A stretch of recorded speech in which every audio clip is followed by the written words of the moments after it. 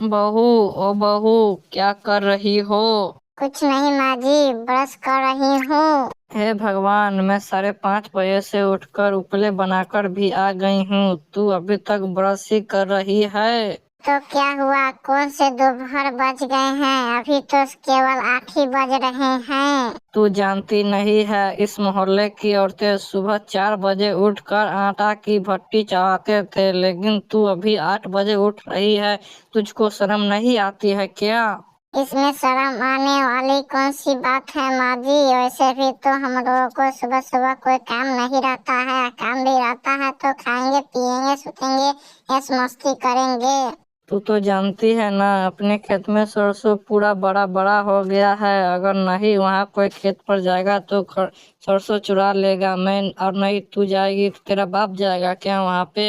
खबरदार माँ जी, जो आप मेरे बाप के बारे में बोला तो हमको चाहे जो आप बोल लो। खबरदार, जो आप मेरे बाप के बारे में बोले तो आपकी मैं मुंह तोड़ दूंगी। अरे क्या हुआ शांति, तुम माँ से इस तरह बात क्यों कर रही हो? क्यों जी, सिर्फ हमको ही बोलते हो और अपनी माँ के बारे में कुछ नहीं बोलते हो? अपनी माँ को देखे हो, हमको बारे में क्या क्या कहती रहती है और हमको घर पे जाती है। इसको आप बोली तो मैं उसके कपार फाड़ दूंगी। अरे वो तुमसे बड़ी है, वो जो भी बोलती है तुमको सर झुकाकर सुन लेना चाहिए वो बात। जुग जुग जियो मेरे लाल, तूने तो मेरे मुंह के बात ही तू छीन ली। तुम चुपचाप रहो माँ, मैं इसको समझा रहा हूँ। अब की बार से ये बिल्कुल लड़ाई नहीं करेगी आपसे। अरे भाग्यवान, सुनती हो? तुम कहाँ मर गई? क्या हुआ जी, आप सुबह सुबह कौवे की तरह काव काव क्यों कर रहे हो? अरे भाग्यवान, जो तुम्हारा निकम्मा बेटा है नलिहाल से आ गया है कि वहाँ पे बैठा हुआ मुफ्त की रोटी तो रहा है। खबरदार, जो आप मेरे बेटे के बारे में ऐसा बात बोले तो मैं आपका मुंडी मोड़ दूंगी। अरे मेरी माँ, तू मुझे मुंडी बाद में मोड़ना, पहले उसे नलिहाल से बुला ले। उसका एग्जाम पास में आ गया है। अगर वह इस बार फेल हो गया तो मैं उसे मार मार कर पैंट गीली और चड्डी पीली कर दूंगा।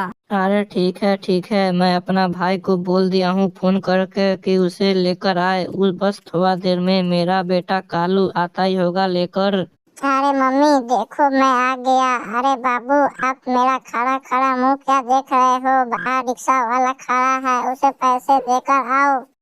क्यों, तू तो नानी कन गया था ना? तेरा नानी का इतना भी पैसा नहीं है जो रिक्शा की पैसा दे सके। अब क्या बताऊं मैं पापा, मैं 4 4 बार नानी को मैं जाकर पैर छुआ, लेकिन उस खड़ूस बुढ़िया ने मुझे 1 रुपया भी नहीं दिया।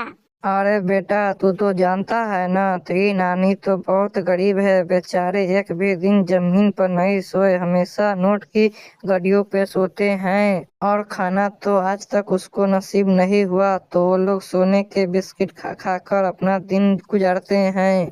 ठीक है, अपनी घर की बात वहीं पे रखो और इस नालायक को समझा दो। इस बार कम से कम 99% लाना है इसको नंबर, और ये नहीं लाया तो मैं इसे मार मार कर अपनी जमीन जायदाद से इसे बेदखल कर दूंगा। अरे पापा, मैंने भी आपके रिजल्ट देखे हैं। आपने तो 34 से 35% रिजल्ट लाए थे। आप हमको 99 प्लस क्यों कह रहे हो लाने के लिए?